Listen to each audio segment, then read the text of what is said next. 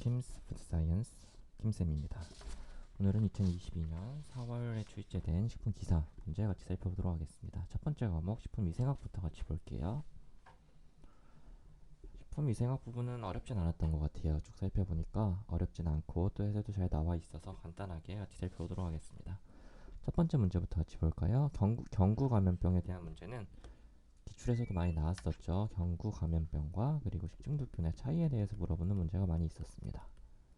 식중독에 대한 차이를 많이 물어봤었죠. 경구 감염병이기 때문에 수인성 전파가 일어날 수 있고요. 2차 감염이 발생할 수 있습니다. 미량의 균으로 감염이 될 수 있다는 특징이 있는데 식중독에 비해서 잠복기가 짧은 게 아니고 길다는 특징이 있었죠. 정답은 4번이 되겠습니다. 어렵지 않은 문제였고 기출에 많이 나왔던 문제였습니다. 자, 이어지는 문제 같이 보겠습니다. 우리 식품의 표시 기준. 여러분 식품을 사려고 보면 어떤 식품 통조림 같은데 라벨이 붙어 있는 거 확인할 수 있을 거예요. 영양 표시도 들어있고 표지사항 같은 게 이렇게 쭉 적혀 있습니다. 표시 기준이 딱 정해져 있는데 우선 용어의 정의로 틀린 것을 같이 보겠습니다. 당류의 경우에는 식품 내에 존재하는 모든 단당류와 이당류의 합으로 나타내겠죠. 트랜스 지방이라고 하는 건 트랜스 구조를 가지고 있는 불포화 지방을 의미하고요. 유통기한은 소비자에게 판매가 허용되는 기간이죠. 요즘에 유통기한과 더불어 하나 나오는 게 소비기한이란 게 나오죠. 유통기한보다는 좀 길게 소비할 수 있는 기한도 표시되는 걸로 정책이 변화하고 있습니다. 그리고 영양 강조 표시가 있고 영양 성분표가 있죠. 이 중에서 제품에 일정량에 함유된 영양소를 나타내는 거, 예를 들어 당류는 얼마나 들어있고 탄수화물은 얼마나 들어있고 지방, 단백질, 나트륨, 비타민 같은 게 얼마나 들어있는지 나타내는 건 영양성분표죠. 일반적으로 나타낼 수 있는 거. 영양 강조 표시라고 하는 건 이름에서 알 수 있듯이 어떤 영양을 강조하는 거죠. 지방이 없거나 무지방, 나트륨 이런 거 표시하는 게 영양 강조 표시죠. 여기서 주의해야 될 건 원래부터 지방이 없는데 무지방으로 표시하면 안 됩니다. 즉 원래 지방이 있는데 없을 경우에만 무지방 또는 저지방 같은 걸로 표시할 수 있는 거죠. 정답은 4번 영양 강조 표시가 되겠습니다. 이어지는 문제는 해썹에 대해서 물어보고 있습니다. 해썹 여러분 5단계 그리고 7원칙 총 12단계에 대해서 너무 많이 들어봤을 거예요. 가장 먼저 해야 되는 건 뭐죠? 우리 조별 활동하면 가장 먼저 뭐 하죠? 조장 뽑아야죠. 마찬가지로 해썹에서도 팀을 가장 먼저 구성해야 됩니다. 해썹 팀을 구성하고 팀장을 뽑아야겠죠. 그래서 뽑는다기보다는 팀장을 지정해야겠죠. 어떤 공장장이 될 수도 있고요. 대표이사가 될 수도 있겠죠. 팀을 구성하고 팀장을 지정해야 됩니다. 이어지는 문제는 다이옥신 너무나도 많이 들어본 환경호르몬 내분비계 장애물질 중 하나죠. 다이옥신에 대한 설명 중 틀린 것을 물어보고 있습니다. 자동차의 배출가스로도 나올 수 있고요. 여러분들이 플라스틱 소강하는 과정에서도 많이 발생을 합니다. 특히 여러분들이 어떤 거 태우다 보면 연소 과정 중에서 하얀색 연기가 발생하는 경우에 다이옥신을 포함한 어떤 환경호르몬들이 많이 나온다고 알려져 있죠. 다이옥신 중에서는 2378TCDD라고 하는 물질이 독성이 가장 높은 것으로 알려져 있고요. 혹시 사진 보셨을지 모르지만 다이옥신이라고 치면은 예전에 요즘에 이제 우크라이나랑 러시아랑 전쟁을 많이 하는데 우크라이나 대통령이 다이옥신이 함유된 식품을 먹고 피부가 완전히 바뀐 걸 확인해 볼 수 있을 거예요. 다이옥신이 이렇게 우리 몸에 좋지 않다라는 걸 확인할 수 있고요. 다이옥신은 상온에서는 고체입니다. 근데 물에 대한 용해도가 굉장히 낮습니다. 그렇기 때문에 문제가 될 가능성이 높죠. 물에 대한 용해도가 높으면 우리 몸 안에 들어와도 다시 배출되기, 소변 등으로 배출되기 쉽지만 물에 대한 용해도가 낮으면 배출되는 게 어렵겠죠. 용해도가 낮다는 특징이 있고요. 환경시료에서 미량의 다이옥신 분석은 어렵습니다. 정답은 3번이 되겠습니다. 용해도는 낮다고 알려져 있죠. 이어지는 문제는 표백제에 대한 문제인데 표백제는 환원성이 있고 산화성이 있습니다. 이런 거 다 기억하기 어렵겠지만 환원성의 경우에는 황산이 들어간 경우가 많죠. 아황산, 무수아황산, 그리고 메타중화황산의 경우엔 다 환원성이고요. 산물에 나와 있는 차하염소 나트륨 또는 아염소산 나트륨 이런 것들은 산화성 표백제로 알려져 있습니다.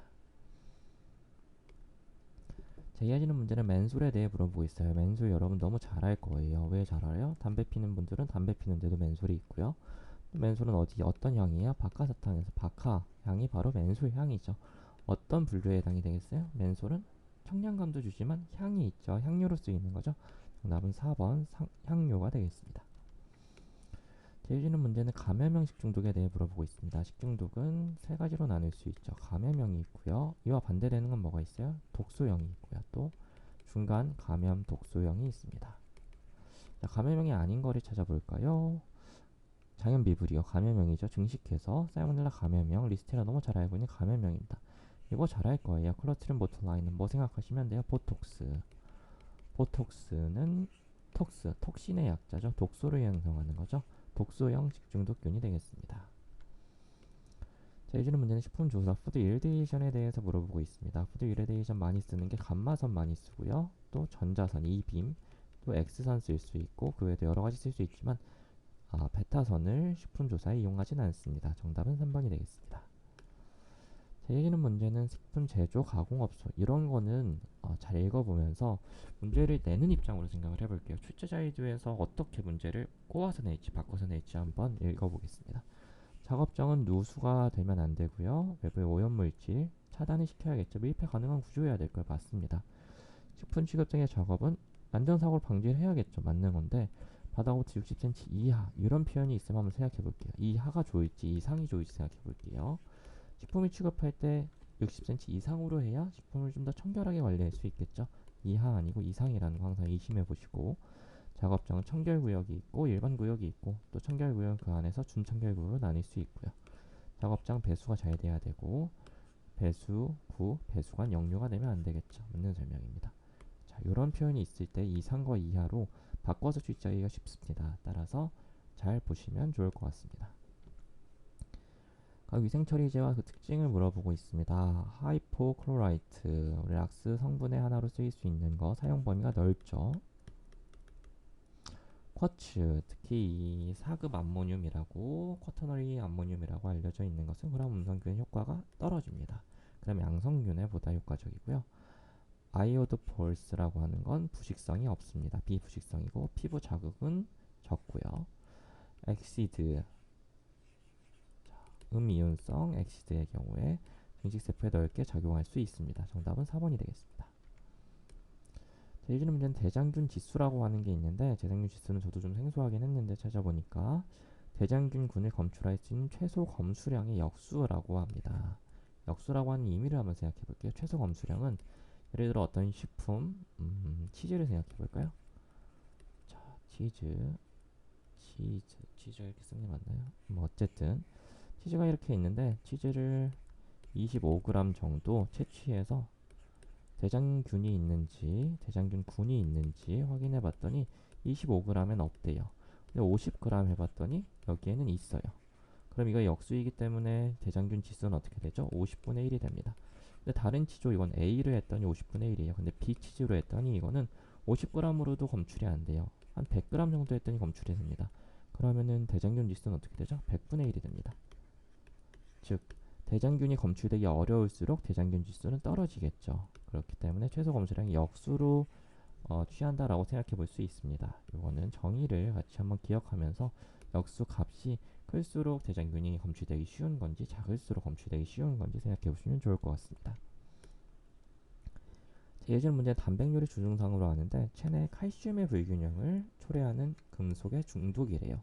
이런 중금속들은 우리 체내에 쌓여서 문제를 일으킬 수 있는데 수은 중독의 경우에 미나마타병을 일으킬 수 있다고 알려져 있고요.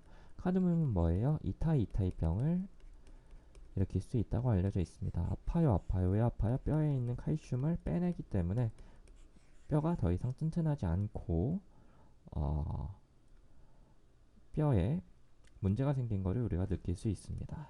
따라서 뼈 칼슘의 불균형을 초래하는 금속은 카드뮴이 되겠습니다. 카드뮴 중독 이따이 병에 해당되는 설명이었습니다. 제1년 문제는 통조림 변폐는 통조림이 변폐되면 이렇게 부풀어 오르는 게 일반적인 현상입니다. 외관이 부풀어 오를 경우에 여기에 미생물이 증식했구나 라고 확인할 수 있는데 플랫 사워 즉 통조림 위기가 부풀어 오르지 않고 그대로인데 안에가 산성으로 변하는 경우가 있어요. 통의 외관은 정상이나 내용물이 산성인 경우가 있습니다. 그 경우에는 아세토박터가 아니고 어떤 균이 문제냐면 바실러스 코아귤런스라고 하는 굉장히 호열성균 즉 열 처리에도 강하게 살아남을 수 있는 균이 문제가 됩니다. 유포자, 포자를 형성할 수 있고 호열성, 높은 온도에서 살아남을 수 있는 균에 의한 것이고요. 가열이 불충분한 통조림에서 발생하기가 쉽습니다. 아무리 호일성균이어도 멸균을 하게 되면 가열을 충분히 하게 되면은 균이 살아남기 어려운데 가열이 불충분한 경우에 이런 플랫사워가 일어날 수 있습니다. 정답은 2번 아지토박터가 아니고 바실러스 코아귤런스라고 하는 미생물이 문제가 될 수 있습니다. 자, 이거는 문제의 답이 있어요. 사람과 동물이 같은 병원체, 사람, 인, 가축, 수, 공통 감염병. 문제의 답이 있었습니다. 인수 공통 감염병에 대한 설명이었습니다. 자, 이어지는 설명 금속재 설비에 대해서 설명으로 틀린 것을 물어보고 있습니다. 우리 식품 가공하거나 또는 저장할 때 어떤 금속 용기를 많이 사용할 수 있는데 토마토 가공 시에는 알루미늄보다는 스테인리스 스틸 재질 기기를 사용하는 게 좋습니다. 그 이유가 토마토는 산성도가 높죠. 특히 가공했을 때 산성을 많이 나타낼 수 있습니다.